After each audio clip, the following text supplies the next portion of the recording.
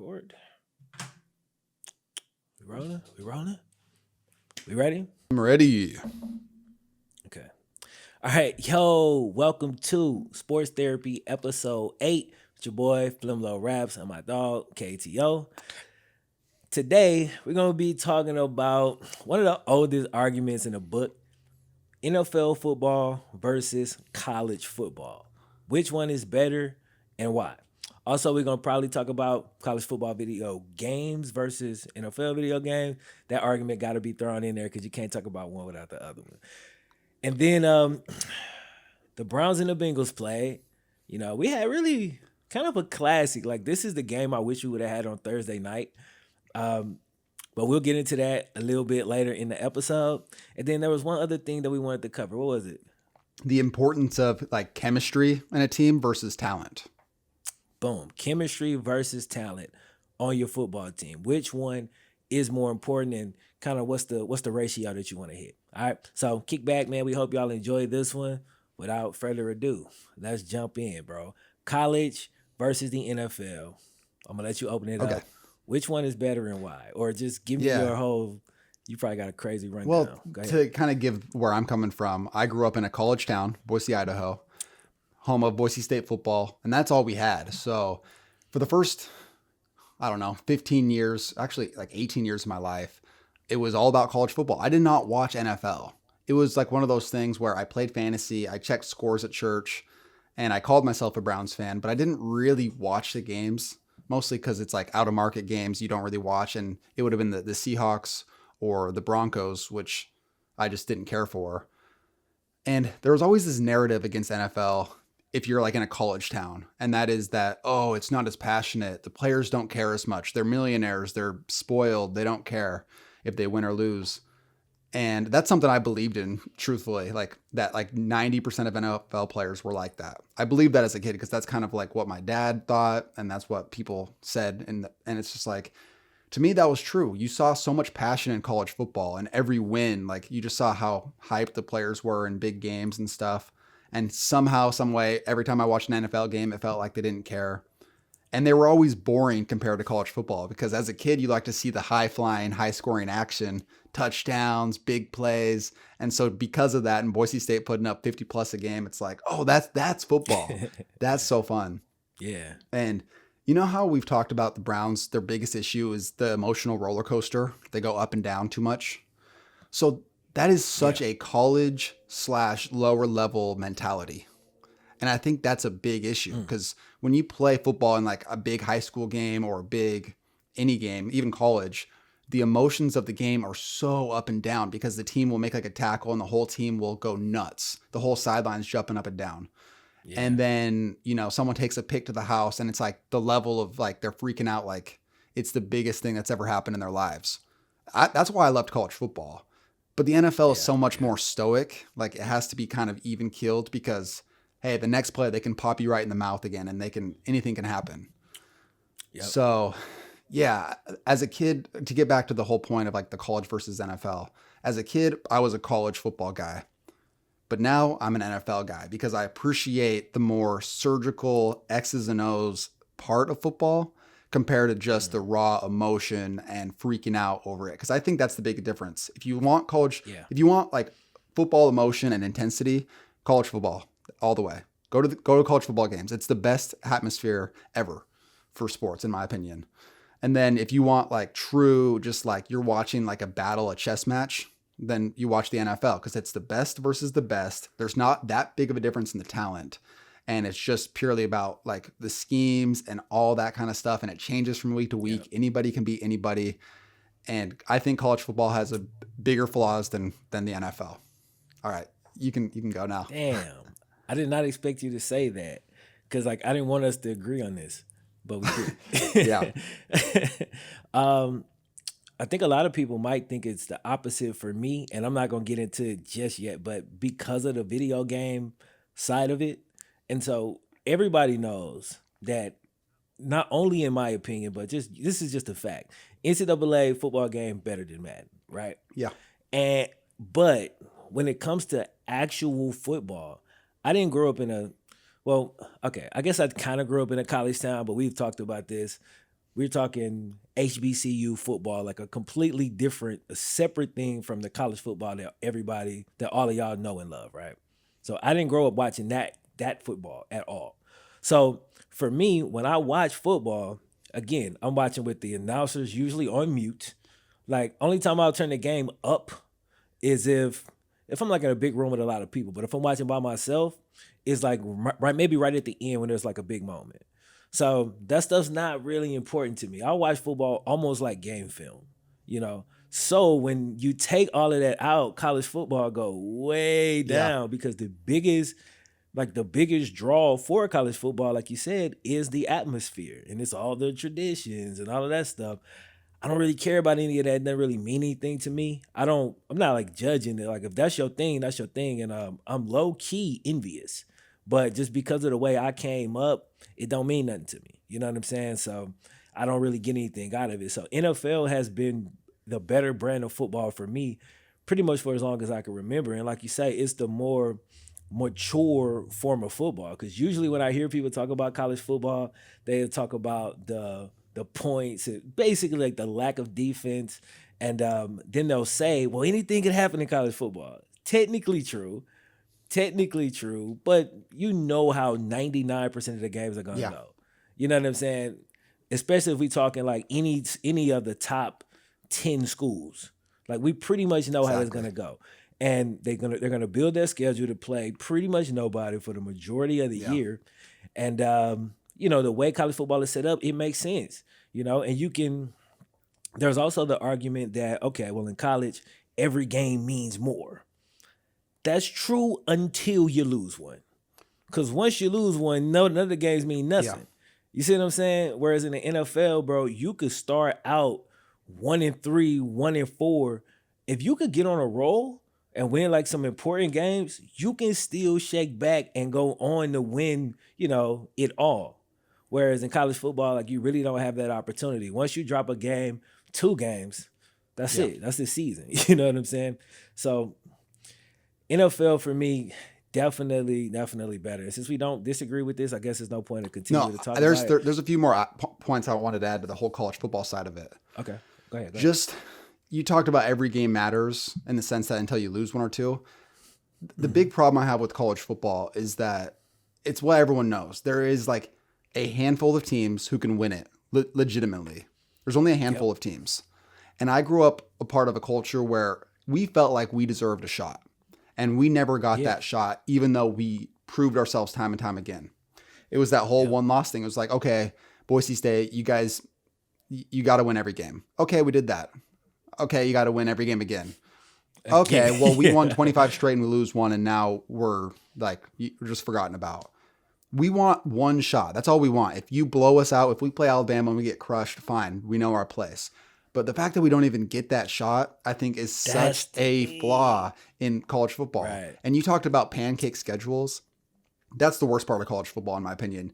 Alabama goes Yeah. against a team that we all know they'll beat by 30 just by running the ball. Every time. They could play their worst game of all time and win by 30. Yeah. So it's like, And I have tried to watch college football. I try to get back into it so I can make more college football videos because people want kind of a mix of them. I tend to lean towards the NFL stories because I think the history side of the NFL is so interesting to me. But it's hard to get into college football now that I don't really truly root for any teams because when I watch, it's like what you said. It's the schemes and stuff. There's so many breakdowns and it looks so much slower and it just doesn't. it's funny because people think it looks faster. Most people think it looks faster. I think it looks faster because you watch a guy like on Alabama who is a freak athlete and he runs past a guy Yeah. on Chattanooga and you're like, that 98 guy is speed fast. going against an 80 speed Yeah, guy. exactly. It's like when I would play, I was fast because I was a state champion in track. So when I was on the football field going against linebackers and D line, I felt like I was superhuman speed. Like if you asked me how fast I was like, oh, I'm the fastest guy around. And then you get on a track and it's much closer because it's like the difference in talent shrinks. Right. But yeah, I mean, to turn it over to the college football video game side of it, because I know you wanted to talk about that. I think the recruiting aspect of college football is flawed in the game itself, but for the video game, I think that's what It's It's different. just different. It's different. It's It's it's different. so it's such a good part of the game that it adds a whole new element to just not just gameplay. Whereas Yeah. Madden, I've never been able to play franchise mode seriously for a long period of time because it's boring to me. Even like doing the draft picks and like off-season signings, it just seems like unless you have all the perfect settings to get it the way you want, it's just boring. And maybe that's the gameplay to me has always been bad in Madden, and I've appreciated NCAA's more arcade style video game. But just recruiting in itself, like the potential to build a team, especially you can do that whole like build a program who's, D's across the board is so bad. And you can build them into like a 5-star caliber Alabama type school by just Yeah. recruiting over years. It just, yeah, it's that progression. And I think that's why it'll always Yeah. rule better. It just sucks that the way things are now. Yeah, for sure, man. Like it it keeps things going because when it comes to team building in NCAA versus team building in Madden, I could rebuild a team in like 1 week in Madden. You know what I'm saying? Yeah, Like I'm talking about one in-game week. Trade everybody, go get all the fast dudes out the free agency. Boom. Like we're good. Just like that. Whereas in NCAA, man, you start out with a 1-star school, bro. It's gonna be like yeah, minimum 3 to 4 years, exactly. minimum. And if things go wrong, if you lose like a close recruiting battle, if you just don't know what you're doing, you know what I'm saying? Then it might take 5 to 8 years, which is great because the longer it take for me to get to that elite level, for me anyway, because the journey is really what it's all Exactly. about. Once my team get like really good, and if anybody was watching my channel, anybody that's watching this was watching my channel early on, you know. Once my team get OP, I get bored and I make the sliders ridiculous, and I'm gonna play 1 or 2 more seasons, and then I'm gonna Yeah. start over with another trash team because just the process of building it's so incredibly fun. And secret, my boy like walked me through how to get the game to work on my PC like 2 days ago, and I've been going ham in Dynasty mode recently, bro. And like it's still fun. Like I'm still having a great time doing the same thing I've probably done a million Yeah. times, but I don't know, bro. Going through that process, and I recently been playing a lot of Madden too, which I've talked to you about. It don't even Yeah. compare. Like it's not even close, bro. What is the differences with the PC version, if there is any, or is it the same game? Well, I've got it's a couple small things. One, I can run at 1080p, 60 frames per second locked. Right. So I get a smoother. It's basically if they would have made the game backwards compatible and I'd have been able to play it on my Xbox One, probably about what you would have got there. The dudes who do it have also gone in and they've like added new uniforms. They've changed some of the cleats. They've even done like some stuff with some of the textures. It's a lot of little small stuff, but it does make a difference. Like once you kind of put it all Yeah. together, you know what I'm saying? So, in my opinion, it's definitely better than playing on the 360. Like how many levels Yeah. better? It really just depends on what you think. But for me, to be able to do it on this same computer we doing this on right now, like I got NCAA right here. You know what I'm saying? I ain't gotta hook up my 360. I ain't gotta go through none of that. I could play on my good controller instead of my old busted 360 one. It's just nice. It's like a nice convenience to have, just to have it right here and Yeah. get my games in and Is everything. is So it it's been multiplayer? dope. Can you do Dynasty? I don't, I don't know. I don't know. I haven't tried. And here's the thing: the emulator that it's a PS3 emulator, and it's got a setting where you can emulate like a PSN account, which would allow you to get online on Okay. PSN, and then you'd be able to theoretically do an online dynasty. I just haven't tinkered with it, so I really don't know if it works or if it does work, how well it Okay. works. Hear me out. We get a Come on. Dynasty going with a bunch of YouTubers where we all do the same conference. There's like 8 of us. And we all do the same conference and we get all the teams at the same like D's across the board. Everyone has terrible players and stuff. And then we Yeah. just play it out and we upload one game every or 1 or 2 games a week. And we have like a whole thing going, like the whole YouTube community is part of it. It'd be fun, man. Like that's been offered. Like I've heard people say that a couple of times before. Never really got off the ground, but it'd be fun. It'd be something that we could do. The one thing about NCAA that I'll say, like my least favorite part of NCAA is user games, bro, because the cheese is immense. But if you play by yourself, you could choose to not. You could choose like, all right, this cheese I'm cool with, this cheese I'm not.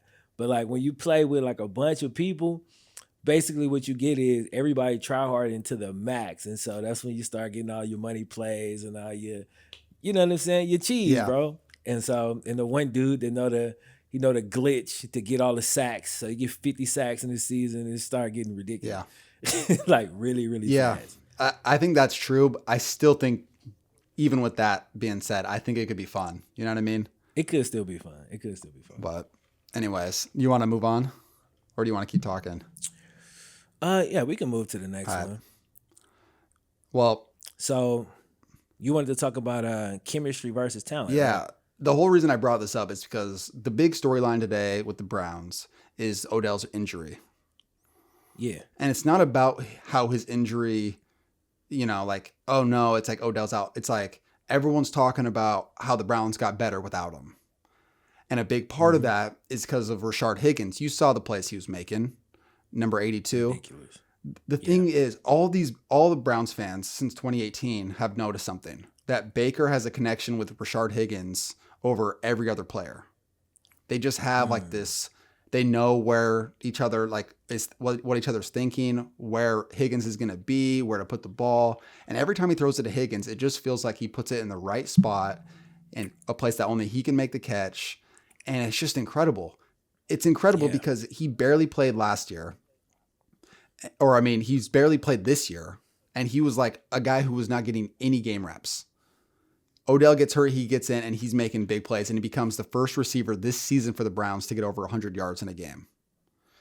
That's So insane. it just makes you, like, even though I've defended Odell so much, I just can't believe that. It's like, what is that? What is the whole thing with chemistry where it becomes so hard with some guys? Like, Odell's so talented. Why is it such an issue to get on the same page with him? Whereas Higgins is not that fast for NFL. He's not that quick. He's not that physical. He's a small dude. Yet he gets open and Baker puts it in the right spot for him every time. How does that happen? But the guy who's faster gets more open on dig routes or whatever. How can that not work out? You know what I mean? So that's kind of how I wanted to open up that. I don't even know. I don't even know where to go from there with that, but what's your thoughts? That's interesting. That's interesting. I didn't know that he was the first player to go over 100 yards for y'all this Yeah. year receiving. So what's Odell been at, like 92 twice? That might be wrong. I heard someone say that. I heard an analyst say that. I think Odell had a big game where he had like 90 receiving yards and like 60 rushing yards because Right of that there. Cowboys Yeah, game. it's the Cowboys. Yeah. Yeah. I'm not entirely sure. But overall, it's like everyone, like Landry and Odell will both get like 4 catches or 5 catches for like 40 yards every game. But Odell will get like 10 targets. So it's inefficient. He's only catching the ball 50% of the time. Super. Yep. And a lot of the times he'll be overthrown or he'll turn the wrong way or something like that. But then this Higgins guy comes in who's not as fast, not as quick, not as big, or not, just not that special of a talent. Yet every time Baker throws to him, it's perfect. What is that? It's weird. What is that? It's weird. I don't know. Like the only time I could think of something similar, I guess, I remember think when Tom Brady was in New England. And same thing with Peyton Manning when he was with the Colts. They get these guys like Chris Hogan and just these randoms Austin Collie. who would just have Austin Collie, who would just have like an amazing year all of a sudden. Like they always seem to be open. They're always in the right spot. And then I remember when Chad left us and he went to the Patriots. Now he wasn't quite as quick as he had always been, but he was a hell of a lot more talented still than all of them other receivers that Brady had been throwing to. They couldn't get on the same page. And like Chad barely even played after like the first couple of weeks because I don't know if he couldn't just get the playbook, but I really don't think it's that. I think the way, because I've heard him talk about it, the way he runs his routes, they're not as precise as a quarterback like Brady might want. But he'll want you to run straight 3 straight steps and cut. Like Chad, he danced a little bit more. He set up the DB a lot more. You know what I'm saying? His feet are crazy, so that's how he gets open. him and Brady couldn't seem to get on the same page, but I feel like they probably could, but Brady just didn't have the patience for it. I've never seen, I don't think, a situation like Baker and Odell. It's just like one of the weirdest things I could ever remember seeing. And like you kept saying every week, they're gonna get on the same page. They're gonna, and I'm just like, are they? Like, you know what I'm saying? Because Joe Burrow was having a hard time hooking up with AJ Green, but it wasn't chemistry because AJ just wasn't catching the damn ball. Like the ball, not everyone, but most of them was on point. Yeah. He just wasn't able to come down with it. He wasn't able to make those more difficult Yeah. plays like he used to. So, damn, bro, I can't think of another situation ever. Is there one another one you can think of where there was a quarterback who had been playing well, one of the best receivers, they click up and all of a sudden they can't connect? Well, Randy Moss going to the Raiders and it just completely being terrible. And then he gets traded and he goes to. Who was the quarterback though? But all I'm saying is it's like when you have a talent, you should be able to get the guy the ball. All of a sudden he goes to a different system and he sets NFL records. Like that difference, I was just trying to go off the top of the head. But Yeah. just the fact that how things can change so dramatically. You can go like, oh, this guy's washed. And then he can go somewhere Yeah. else and instantly it works. Like, Yeah. have you ever had a connection with a quarterback where you guys were just either just on and it just worked? Or was it the opposite where you just like, you were open, he never found you, or he'd throw the ball when you weren't open, or like anything like that?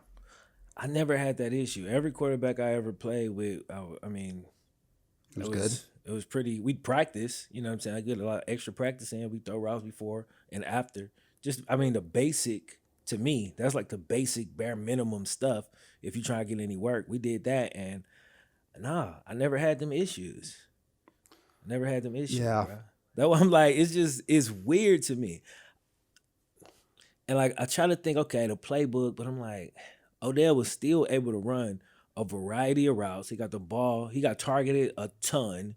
So it ain't just like the offense. I don't know, man. It's weird. I know that chemistry matters for quarterbacks to his who's catching the ball, tight ends, receivers, running Yeah. backs. But defensively, I think it's could be even more important with like guys trusting each other and where each Oh other's yeah. going to be. Yeah, for I think sure. watching the Browns defense right now, I think there is such a lack of chemistry and a lack of trust all across the Yeah. board that it's like they've gone past the point of no return. Like they just no one trusts anybody, no one can make a play, and it's just hard to watch. And I think you can agree with like the Bengals defense is sort of in that kind of realm too. And I don't Yeah. know what makes a good defensive coordinator as far as like schemes compared to chemistry, but when you see it, you see it. Like you watch, You're right. But you know it when you yes. see it, right? And Right. I wonder how those guys can improve upon that because I watch the Browns and I feel like almost hopeless watching them defensively because you're just like, man, anyone but Myles Garrett or Denzel Ward has to make a play and it's not happening ever. You know what I think what I think it could be? Um, Getting the defensive players to buy in, right? And a way I believe you do that is one or two ways. Either one, you have a proven track record, be like a top level defense that they're coming into, then they'll buy Yeah. in. But if you got to win over a new team, I think being able to evaluate what guys are good at and then put them in the right spots to for their talent to excel. I think that's something that create that trust. You got everybody playing toward their strengths. Whereas look at my team, right? Defensively, how many times are we gonna have Von Bell on the field on third and medium or third and long trying to check the tight end? How many times? He's getting beat every single time, bro. And it's like, now when you put him in a game on first down and you got him, rover around the line of scrimmage to go and stop the run, he's really good Yeah. at that. But I feel like our defensive coordinator, he just kind of have people in places just asking him to do things almost randomly. Like he almost looking at their overall on Madden and not understanding like, okay, no, this is the Yeah. thing he does well. Let him play to his strengths versus I'm just gonna put him out there. I'm gonna call whatever defense I call, and they better figure it out. Well, they're not gonna figure it out. Okay, we're gonna lose Yeah. again. I feel like star players can either have a massive like boost to a team because then you get that like guy who maybe pulls players over so other guys get open, or he just beats guys, and it makes a big difference. But I think star players can be just as big of a detriment as their talent's supposed to be good. Like it flops the other way. And I think in the case of Odell, that's a possibility because a lot of people are talking about how Baker looks so indecisive when Odell's out there because there is this overwhelming feeling that he's got to get the ball to Odell, because if he doesn't get Odell 7-8 catches and 100 yards and a touchdown, there's going to be that like overshadowing of the game. Like, oh, well, when is Odell going to get involved? He's supposed to be this top receiver. And that's what's so weird, because Odell goes out and Baker all of a sudden doesn't look indecisive. He's just ripping the ball and he looks like a Pro Bowl quarterback. Like you saw the flip, like he smiled on the sidelines, and I almost texted you because I was like, this guy is a whole different dude. He's a whole different dude. And when he becomes that dude, it's like his Madden rating goes up +10. Like he just, everything clicks. And I think when he doesn't have to think about who to get the ball to, when there's no longer a, like, okay, I have to get the ball to this guy a certain amount of times, he just finds the guys so much better. He reads defenses so much better than what a lot of people who do film studies on YouTube and stuff say. It just changes. And I think even defensively, you take some guys who are maybe great man-on-man corners or incredible at like Earl Thomas at what they do, but it doesn't fit into the scheme of what a coach wants to run. So if it's like, oh, we want to run zone defense, but you're a man-to-man corner, we need you to play some zone, and then it's like a loud guy who's like, I'm the best man-on-man corner or whatever, I think that can be just as big of an issue, because there's guys who want to play their way because they know they're great at it, but then there's coaches who want them to play in the system because the system is better with everyone working together than it is you doing the best at what you do and everyone else trying to work around that, you know? Yeah. I think that just depends on the situation, because most of the time I blame the coaches for that, because I feel like, why the hell did you just went and got like a star shut down man-to-man court, like let him do what he does and like figure it out, like figure the rest of the defense out around him. You know what I'm saying? Run like a. Is that fair though cloud. to some of the coaches? Because if you look at like, there's always like issues with the front office and the coaches, because the front office will be like, we're going to go get this player, use him. And the coach is like, but I run this scheme. He doesn't even fit my scheme. They're like, we don't care. We're bringing this guy, build around him. And you're like, I've got this guy to do this guy to do this. All of a sudden you're asking me to make them do this. And I think that happens often, and why great coordinators can all of a sudden have a flop season, because you bring in guys who don't fit the scheme, and it can mess with everything. I mean, okay, see, if the scheme has been effective and you've been like going on deep playoff runs, okay, I feel you. Yeah. But most of the time that's not the case. And if that's not the case, to hell with your scheme, bro. Like, you're a football, like you get paid to do this. Just like re-scheme, like figure out another way to play defense. There's hella ways to do this, to get the most out of this talent that you got, because it just doesn't make sense. I understand. Look, I get it. The GM put you in a tough spot. He did. He messed over you. You know what I'm saying? But now this is the reality. This is what we looking at. So I just feel like at that point, you gotta use the players that you have to their best ability, especially like your top players. You got to shift the scheme. That's just my opinion. Like it doesn't make sense to run him out there if he a man corner and have him play zone and get toasted all year. Like, who does that help? Like, you know what I'm saying? Like, why are we doing this? What is the goal? For you to show that your scheme is great, or for us to win? Because I'm trying to win. I think that's what makes Hall of Fame / great level coordinator compared to a good coordinator. I think every coordinator in the NFL, if they had the pieces they wanted, they would be able to win and be effective with those. But the great ones are able to adjust on the fly and run different stuff based on the players they got. Like you were talking about personnel-wise. Like the Browns do it all the time. They have the wrong personnel out there. They'll have B.J. Goodson out there, number 93, the linebacker, covering a guy. He'll be covering like A.J. Green in the slot. And you're like, what is happening? How does that matchup happen? Yeah. And then on like the Hail Mary, there's no one blitzing Burrow.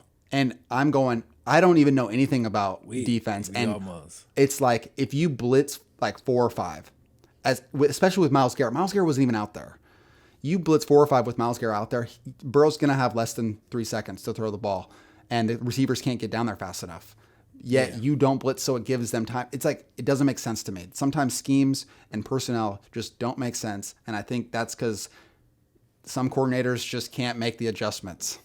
And I don't know how hard it is to make those adjustments. I don't think it's that damn hard, bro. Like, I think if you're prepared, you know what I'm saying? If you prepared, bro, I said this, matter of fact, yesterday.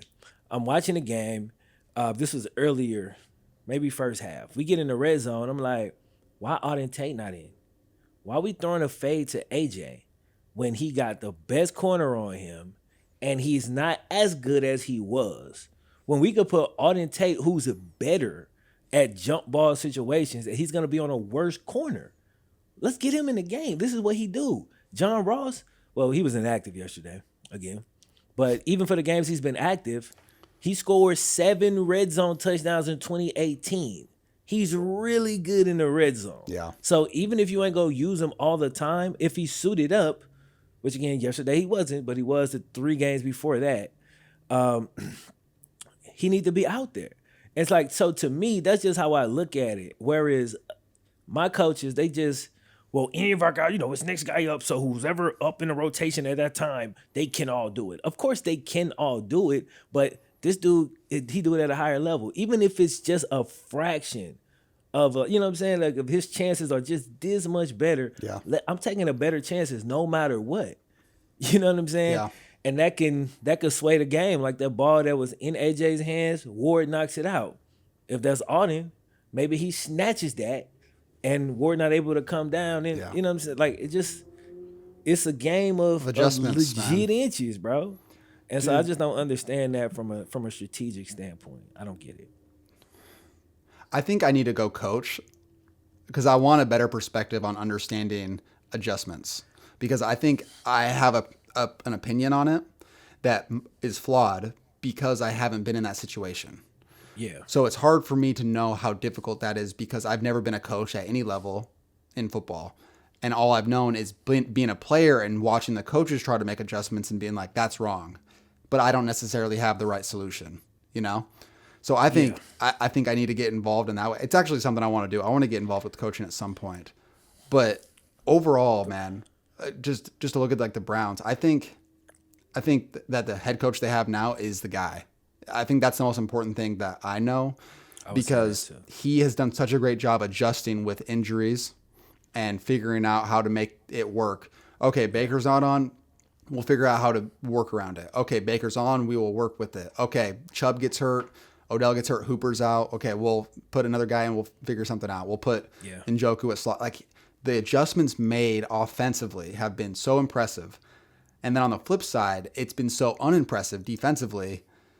And I think we can just like kind of turn this into the game at this point. First of all, incredible game. It was an amazing game as far as just entertainment value. As a fan, I was both terrified and I was incredibly excited. I screamed like a little girl when Peoples-Jones caught that touchdown at the end. Oh, yeah. I could not believe that they took a shot, because all I could see happening was Baker dropping back and taking a sack and them not. I couldn't believe we didn't pick that off. It was a terrible pass. It went straight through my DB's hands. I was like, oh my God. He choked that. Because that was a pick. Like, that's a tough pick, least, though. It was an LB. I would say at the very least it was a swat. Yeah. But for him to not get a single hand on it, I was like, you got to be kidding me, bro. Overall, though, I mean, I thought defensively it was such a nightmare. And that's why I'm like, even though the Browns were 5-2, I still am just waiting for something to change. Like, you know that Sanjeho, number 23, every time you see him, a receiver's catching the ball. You know it. Every time, like that goal line play when Bernard's running around on 4th and inches and you're watching Sanjeho and he like gets lost and like he's so slow. Yeah. Oh my gosh. Like, it's like, there's got to be a solution. How can this guy be a starting NFL safety? And then you're just looking at other guys out there. And man, I mean, it's because of the injuries. Like, Von Bell and LaShawn Sims, like the same thing you were saying. If I see them in coverage, the dude's open. LaShawn Sims got picked on. Baker literally only threw he completed like 20 passes in a row. I kid you not, like 13 of them was at LaShawn Sims, who is a backup because Trey Wayne's our number one corner, or I guess that's our number two, and William Jackson, our number one, are both out. Yeah. So at this point, I understand this part of it. So I gotta slide the dude that caught the pick, Darius Phillips. I gotta slide him to the outside. He's supposed to be like the dime, but he covering Odell now. You know what I'm saying? So you have to make those adjustments, and I'm assuming it's the same thing with y'all because y'all lost Del Pitt. Then y'all lose another DB. Y'all lost Greedy. And they were already not that great. Like Delpit's a rookie, so we don't know how good he was, and he was going to be the starter. So it's like you can only assume that he was good or decent. And so they brought in the other guy last second. Like he was just the guy that picked y'all up. went grab. Yeah, and then the grab Ronnie Harrison. That was clutch. Yeah, and he's made some plays, but still, it's just the linebackers are so like Malcolm Smith's good. He's a great run defender, but pass wise, it is. We ran a screen, bro. Your whole linebacker core, the screen was to the right. Your whole core ran to the left. I was like, yo. Dude, that game was. What are they looking at? Dude, that whole game was Baker and Burrow playing well, but them just taking the defense. Like, you could just run a dig route or a curl route 8 yards every time on the Browns defense, and it works no matter what. To be fair, though, Burrow do this every time he have time. If Burrow got time, I want to say my offensive line, bro. I mean, I know y'all got some pressure. I have Myles Garrett. Okay? Yeah, that's the only guy. But our line did a damn good job, and when they do that, Burrow go off like every time, bro. Yeah. Like every single time. But like, bro, I was super impressed with Baker. I wanted to talk about that real quick. Okay, go ahead. Because, bro, he was so trash in that first half. First quarter. Half. He was good in the second quarter. Well, I don't think he did in the second quarter was those easy little bootleg rollout. I don't count that. Like, the way I look at football, I mean, they're throws, you make them, but I was like, okay, literally any NFL quarterback can make that throw. But in the second half, dude went crazy, bro. He was making tight window throws, touch throws over the top. He was putting them joints in tight windows. And then he was also playing smart and finding the mismatches, which is whoever LaShawn Sims is covering. I damn sure ain't mad at him for that. That's exactly what I would have did if I was a quarterback. Where's 38? He can't cover nothing. So Baker, bro, the dude, he balled out, bro, and he really proved, like, I think a lot of people wrong, or at least kept him off his back for a while. Yeah. Because you saw that old Baker, like that old fire. Yeah, the 2018 Baker. Once Odell went out, yeah. The thing what sucks about the whole thing is even though Baker had 22 straight completions, franchise record, 5 touchdowns, all basically in the second half, and he was just on fire in the fourth quarter and had one of the clutchest last-minute drives ever that I've seen. From a Browns quarterback, that was probably the most clutch drive I've ever seen from a Browns quarterback.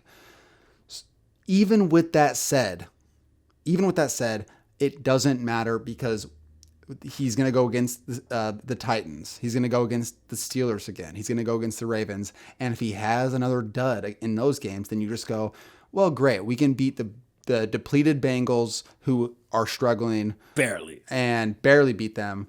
I mean, that's not his fault. The defense was trash.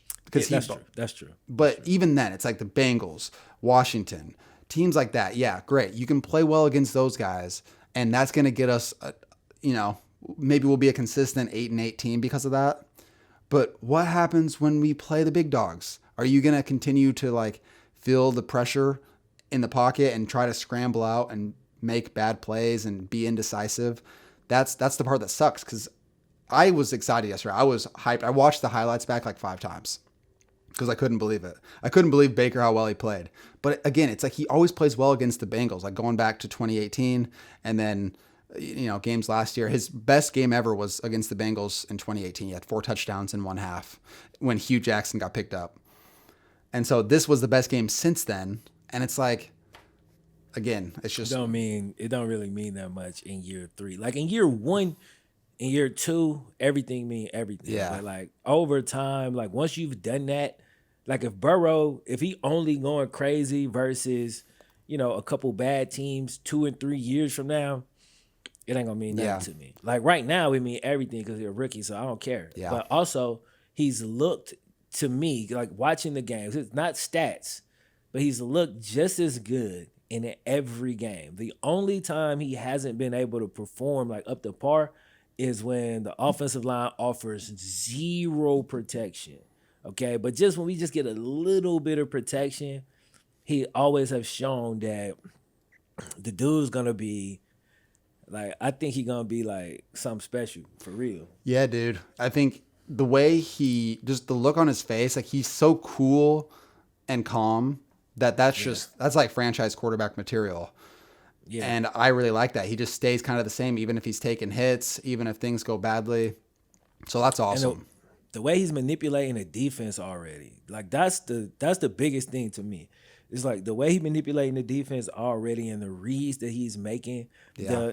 My coach has done a much better job of drawing up some plays to get him some easy reads and some easy throws. Yeah. So he had more of those in the last 2 games, I think, than he was having Yeah. earlier in the season, and that's helping to pad the stats up a little bit. But the dude just been so damn impressive, bro. Reading the defense and throwing accurate, catchable balls. Have you You guys feel played me? He Pittsburgh? had no Pittsburgh's. They're gonna destroy. Oh my god, it's I, gonna be that bad. I just want to see him against Pittsburgh. I just want to see it. I know that's going to be He's not gonna tough. be able to play. Like, yeah, it's not gonna like to me. It ain't gonna mean nothing if he's running around for his entire life, the entire game. Like, what can you do, bro? Like, you don't have a chance to do Yeah. anything. If it's just decent, if he get decent protection, then okay, cool. But if every time he snapped the ball, there's a 3 dudes in his face, that's not gonna mean nothing to me. Yeah. Like it's really not. Yeah, and I get that. It sucks. It's just a tough situation because you can't take him out at this point because he's the only chance you guys have to be decent. But then you don't want to ruin him because you don't want him to keep taking, 7 sacks a game. Luckily, when you play the Yeah, Browns, it's Miles Garrett or bust because like the rest of the yeah, D line just disappeared. Like yeah, it seems like Ogunjobi was great for like a week, and then Sheldon Richardson's hit and miss.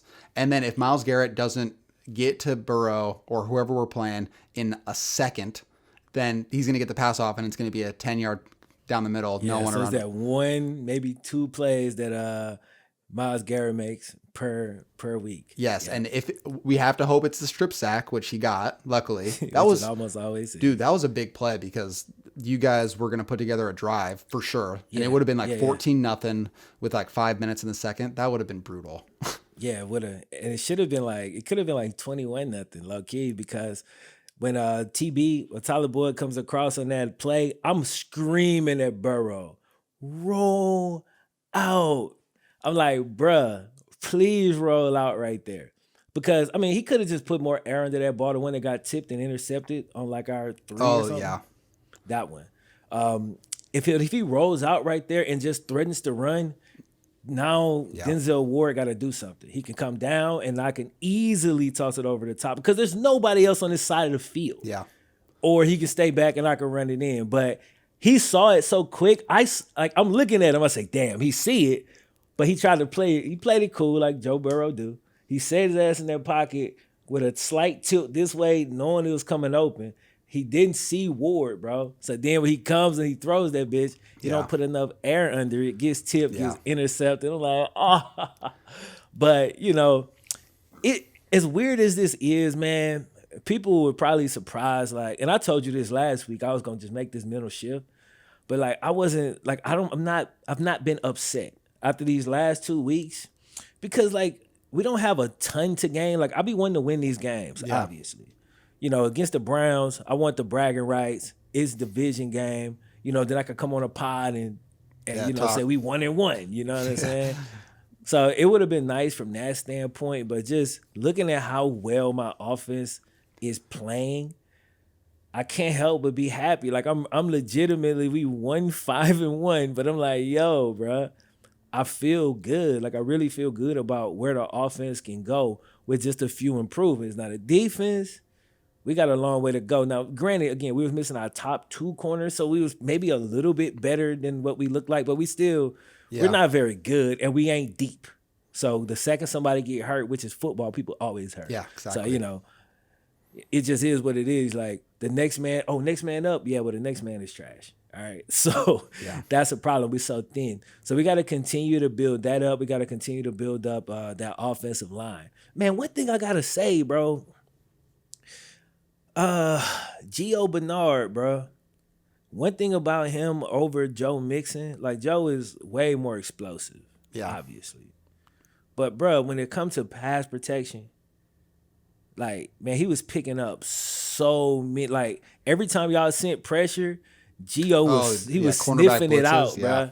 bruh. He was sniffing it out and just giving Joe that extra second, the extra 2 seconds to get it off, and that was leading to a lot of big Yeah. plays that we don't get in a lot of games. So that's something Mixon got to get a lot better at because Gio can do everything. The only thing he don't have that Mixon got is the top end Yeah. speed. Like once he get out in the open field, he get ran down every single time. Gio does, but bro, his pad, like I mean, he can obviously catch. He's solid. He's a solid runner. You know what I'm saying? And his pass protection is just A1. Dude, that's It's one really thing A1. that I feel like running backs don't get that aspect of their game doesn't get talked about enough. Yeah, Like Nick Chubb is one of the best at pass blocking for a running back Yeah. on top Yeah. of his skill set. But you never hear anyone talk about a running back's pass blocking. But it's because critical. you don't notice until it's not there. Exactly. Dude, the last time the Browns were on a run, like maybe playoff potential 2014, I remember Isaiah Crowell making like the clutchest block I had ever seen, and it was like a game-winning. It was like a very important touchdown, and I was so pumped because like I played running back, and I had to make a couple of big blocks against guys who were way bigger than me, and you know you're gonna get popped, but you have to make that block or the quarterback's getting destroyed. And so when Yeah. you make a big block, it feels just as good as making a big play. Like a clutch block that leads to a big play, it feels good. And so I can Yeah. understand why like O linemen, despite never getting enough credit, can really enjoy playing because when you make a big block on especially a guy like let's say Myles Garrett, you make a big time block on him or you're playing well against him, that's got to feel incredible knowing Oh, for his sure. skill set. For sure. I would for love sure. to because I don't feel like I know enough about like the lines mentality, the trenches mentality because like I was a skill player and I was smaller, so I was just never involved with that. But Yeah. the mentality of those guys every play, I wonder what that's like. Dude, that's you're right. I want to talk to an offensive lineman and really kind of get into like the mindset. Now, I talked about this show. It's on the NFL Films YouTube channel or something like that, where they do like the breakdown. Yeah, There's been some linemen on there. Like I watched Quentin Nelson, his breakdown, which was like 20 minutes, and it was super entertaining. And like I just learned, you learn a lot, and you really get into the mind of them. So that's one thing I would recommend you can do like immediately. But also, we could bring like an ex lineman or a lineman on the podcast and ask some of those questions because yeah, that's interesting because we do both see the game from a skill player perspective. yeah, You know, outside in, but the game's inside out, like For sure. truthfully. for And sure, so to get that 100%. perspective of even like a defensive lineman, both sides, there's a big game going there that we just don't understand. So Yeah, yeah. that stuff is really interesting. I've been in a weird mental state because the Browns are 5-2, but I am getting like these like it feels like 2014 a little bit where the Browns got to 6-3 and they beat the Bengals on a big Thursday night. I doubt you remember, but it was like a big statement game for Brian Hoyer. And I'm not even comparing him and Baker. That's nonsense. But it was one of those things where they had all the momentum, things were working well, and then it just fell apart like such in like heartbreaking fashion that the true Browns fan inside me is just like I'm always cautiously waiting for that to happen. I hate it. Yeah. I hate that I feel that way, but that's just how it's always been. And so Yeah. that's where I'm at right now. And that's so funny because I'm the same way, and that's partially why I haven't been as upset over these last few losses. Because when we went up against the Colts and when we started against y'all, people said dumpster. Oh, y'all got this. I'm like, man, shut up. Like, have you ever watched my team? I'm like, yo, this game is coming down to the last second. Like, no matter what, like unless we go down, we'll get blown out.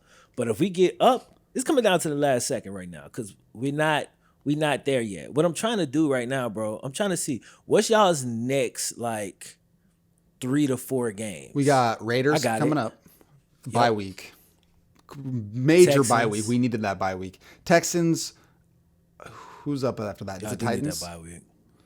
No, y'all got Raiders, Texans, Eagles, Eagles. Jags, Titans. That is a very winnable schedule. This is yeah. This is y'all have a great. Y'all got like the easiest schedule in the Yeah, league, low agreed. key. Like Agreed. this is a bruh. Y'all don't play nobody. The only teams y'all play is the Titans and the Ravens and the Steelers because they're in your division. That's it. Like every other team, y'all got the Jags, the Eagles, the Texans, like the Jets, Yeah. like the Giants. Like God, It is incredible. yeah, yeah, It's incredible, but it's still one of those things that's like, okay, the Browns can't stop anyone. So what if the Raiders put up points? The Texans, like Deshaun Watson, could tear up the Browns. he could. I But y'all a better team than them. Well, yeah. If we lose to the Eagles, Jags, Giants, or Jets, then we're just bad. Like we can't lose those games. Yeah, That should be a 4-0 right there, and that already puts us at 9 wins.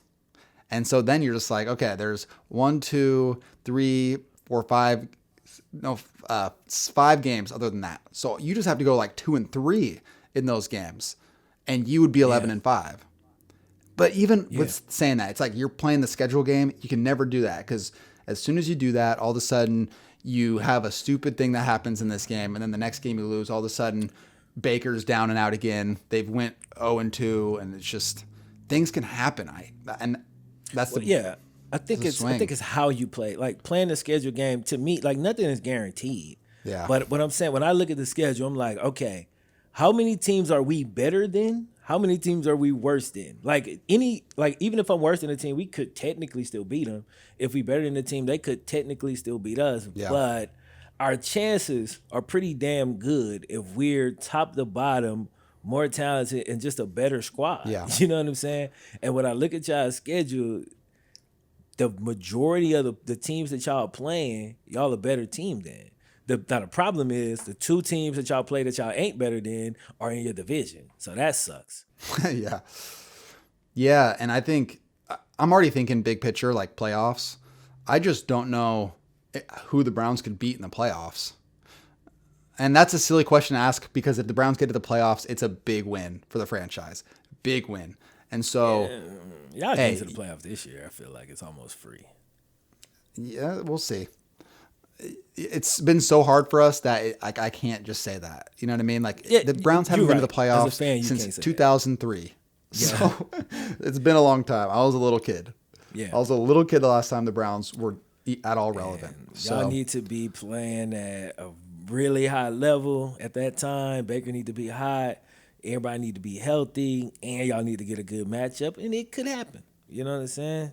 I would love to see an important, like the Browns could realistically win all the games but the Ravens and Steelers and Titans. And if they were to even go that far, that would put them at 11-5. And if you put them at that and say the Ravens and Steelers drop a few games, that would mean that Week 17 Browns Steelers matchup could potentially be like very important for playoff seeding. Yeah. And that just the thought of that, I haven't seen a relevant Browns game in December or November for that instance in years. I mean, more than that, more than years. So Yeah. it's exciting. I wanted to ask you because it's roughly the halfway point in the season, just overall what you've seen, and we can go all NFL. What is kind of your thoughts? What do you think is going to happen playing out going into the playoffs from here on out? I'll tell you this. The teams I think are going to come out the NFC, I got Tampa Bay. Bears are in first. Are you kidding me? The Bears mean like I have no faith in the Bears. You know what I'm saying? Like none at all. They 5-1, good team, had a chance to be really good, but quarterback situation, I don't trust it.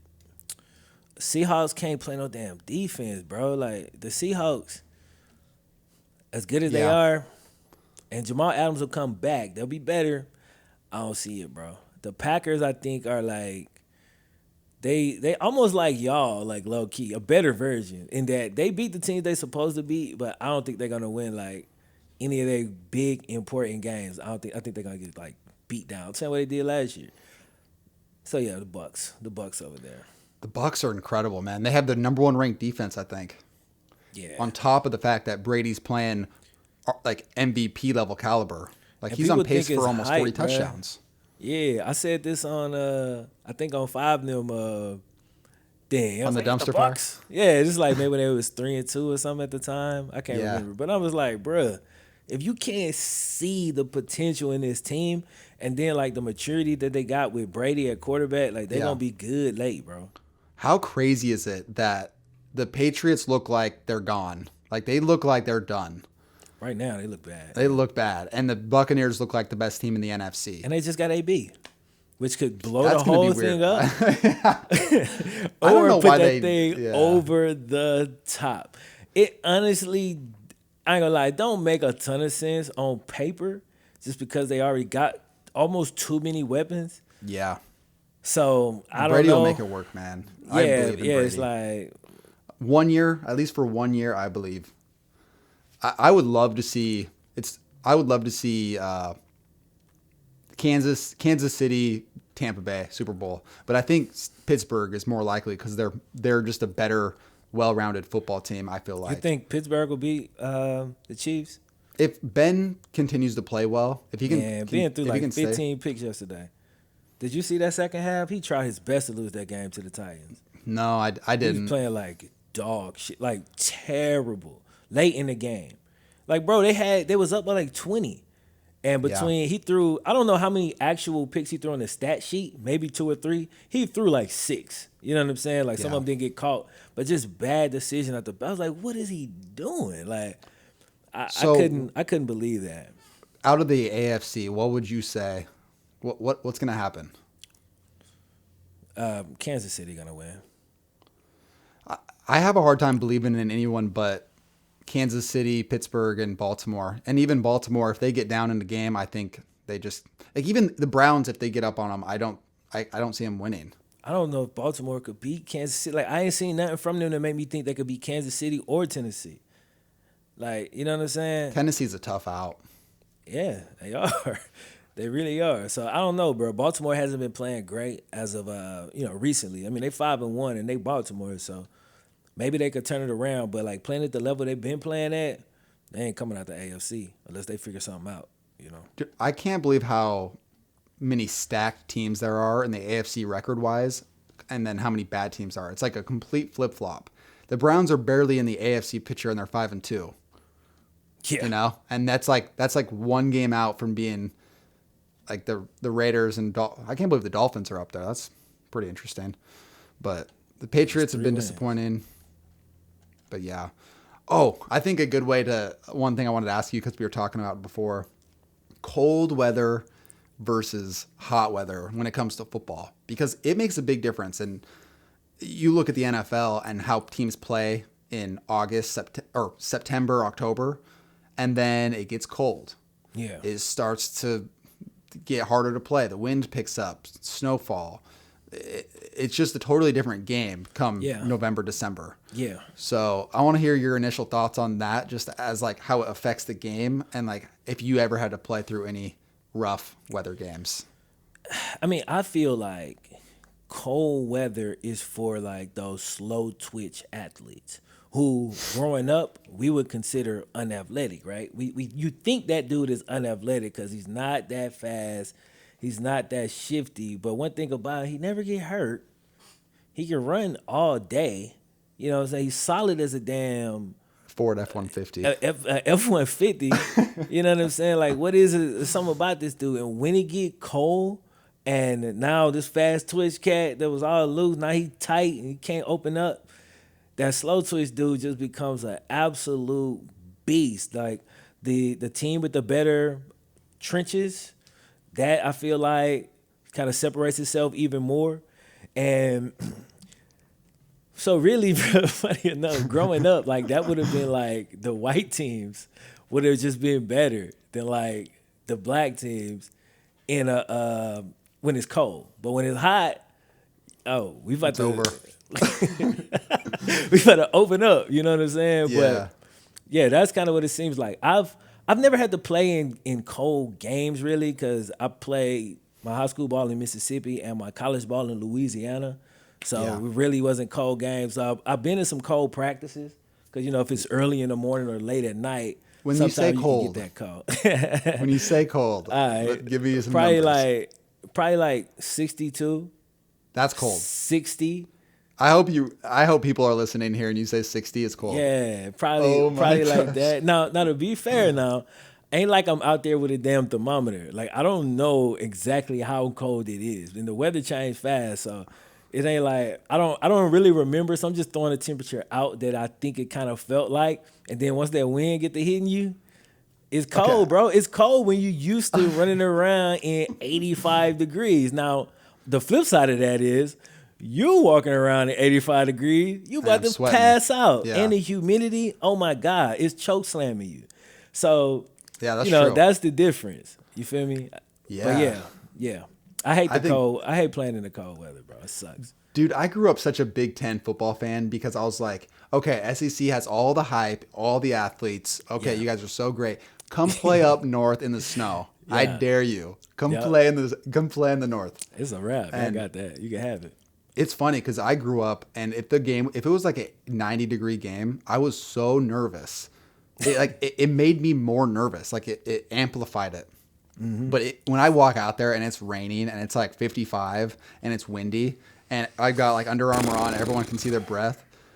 That's when that brings like the energy out of me. I'm like on that game. And like my the race that got me a scholarship for track it was rainy and windy. And I ended up running my fastest race that year up to that point. And so I don't know what it is. I don't know what kind of weird mentality comes out of me when it gets cold, but I know other people feel it because there's those dudes who walk out in the football field when it's snowing and they have like sleeveless jersey on and they're like, yeah, this is my kind of weather. And to look at the best teams in the NFL, like especially I love AFC North football because of that. Because I love the idea of like a Browns, Steelers. There's a light snowfall. It's not on the field, but you just see the snow. You can tell everyone's cold, and it's like a grind, like of O line, D line hitting. It's a lot of run plays. It's a lot of short passes. Not a lot of bombs. When it does, it's like everyone holds their breath. Maybe a couple big plays, but oh man, that's the kind of football I love to watch. Yeah. I like watching it too. I just don't like playing in it. You know what I'm Yeah. saying? What's funny? I remember last year we were talking about maybe going to a game and we were I was looking at Browns Bengals and they played right around Christmas. And I knew it was like in Cleveland or it doesn't matter. In Cincinnati, it would have been cold too. It was like going to be like 15 degrees. And the whole point of that trip for me would have been to see how you laugh would at react me. to that. Have you ever even been in snow? Yeah, I've been in snow before. It Where snowed, like not like a lot, but it snowed in Mississippi like twice when I was growing up. you ever have a snow day? Because if like a piece of If there's a if there's it's a sleet sprinkle on of the snow, ground, we you cancel get- everything. Yeah. So it Yeah, they didn't don't take cancel much. school where I'm from until there's like a foot of snow. Yeah, it's like just sleet, bro. That's so funny. Shut it down. Yeah. Shut everything down. But we also driving on like back roads. It's like the bus is wider than it's not safe. Dude, I don't know why I just thought of this, but it kind of pisses me off that there's teams that play in domes in the NFL because I feel like everyone should either play in domes or no one should play in domes because the vibe, yeah, that's fine. It's just you look at like the Saints or like the Falcons every game at home, they get to play in that place that they've like just mastered Yeah. how perfect it is. It's like no wind, the exact same weather every time. Yeah. And it's a major home field advantage. That's fine. Everyone gets a home field advantage. But you go up to like other places and the weather is constantly changing and that has a major effect on football games. I just feel like it's like if you're playing a sport like basketball, everything's neutral. Everything's the exact same. So it's like there's no advantage, disadvantage in different places. I feel like weather can have a major impact in football. I guess it just pisses me off that some teams get it better than others when Well, it comes to that. I don't really see that because it's like, okay, if I'm the Packers, like I don't have to, like I could build a dome if I wanted to. Like I have the freedom to do that. But when people come here, I want them to have to play in the weather. And if I don't want to have to deal with the weather, and I want to build like a running like a track team, like what New Orleans used to be, they kind of have morphed into something different now. Yeah. But then my owner can invest in that dome. But the team, I like the fact that the team themselves, the owner and all of the people that make these decisions can sit down and make that decision. Like, okay, what do we want to do? Do we want to make guys have to come up here and play in the cold, or do we want to, just get everything perfect, get all the perfect elements for Yeah. us? But you can make the strategic choice, and I would hate for the NFL to have anything to do with that. Like, Yeah, no, honestly. it's not realistic. I get that. I think there's also an advantage to like you play in cold weather and you're used to it. Hell yeah, So huge yeah, advantage. That's what I'm saying. So you yeah, get the same yeah, advantage. you can throw my point out. Yeah, when I gotta come play in the snow, you get the same advantage that I get when you have to come play Yeah. in the dome. So it's just I think how do you want to play it? You can make your decision. So I like that. I get too wrapped up in how people care about stats. Like I care about stats too much. I used to care a lot more. Where it's like, oh, Baker only threw for 180 yards. He sucks. Like that's silly now. Like I realize that. Yeah.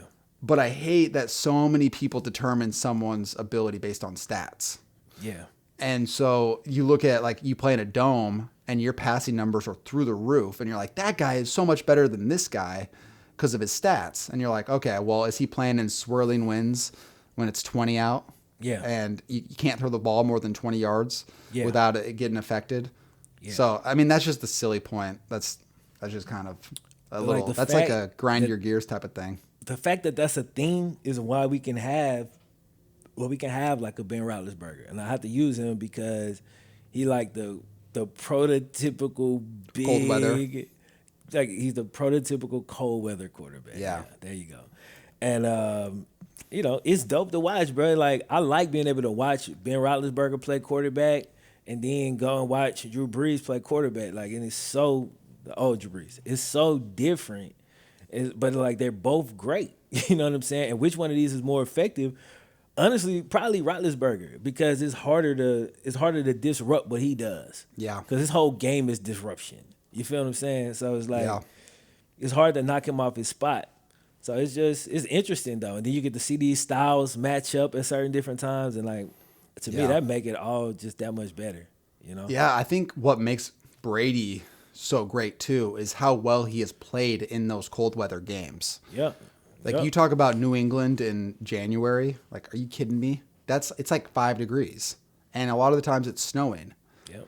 And I think that's a big determiner of great quarterbacks. Like Hall of Fame, like the difference between a Pro Bowl quarterback and the all-time greats is how well you play in different places, Environments. environments. I can agree with that. Has Drew Brees ever played well in a cold weather game? I mean, I don't know, but I feel like that's rare. Maybe It's it's probably just because that pretty hasn't rare. happened that often. So probably pretty that's rare. yeah, it's interesting. Football's so great because of that. I think I get bored of other sports that are just controlled environments. Like when I made that comment earlier, I guess I would just want every game to be wet, like the weather can affect it. And when Yeah. the weather can affect it, it's just the same thing every time. Like you watch the Saints play, it's the same every time, and it's so It's boring. incredibly boring. It It's is so boring. put you to sleep boring, but it would be less boring, or used to be less boring when they had a more vertical offense. Yeah. Like now that is Now like it's just check down, check down, 5 check yard down. pass. It's And it works because of like the environment. I mean, you would not want to throw the ball 50 times when it's, wet. because the margin for error, is lower. Exactly. You know what I'm saying? So yeah, it's a good point, man. It's a Last damn thing good I'll point. say about weather is I think the Browns team is built for cold weather offensively. Yeah, I think the line is just built to run the ball, and Chubb and Hunt are perfect for that.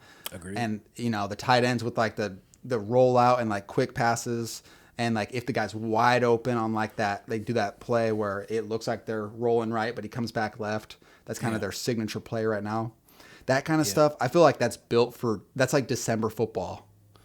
And that's a the good kind of point. stuff that can potentially be the reason why they can be successful going into the playoffs and the playoffs. That's we'll a see. good point. That kind of got me scared about my team because we are a We'll have to see passing team. how Burrow plays if he has to throw the ball a lot when it's I cold. think he'll play. I think he'll play great, man. He should. I do, mean, he's but from we Ohio. We haven't had to see exactly. Like He's you know what I'm from saying? Everybody, Ohio. he's LSU. Man. He Yeah. was in That's Baton 4 Rouge for a years. year. No, it wasn't. It wasn't Oh 4 no, years. not even that. Not even that. It's like a So year. that's a short amount of time. Yeah.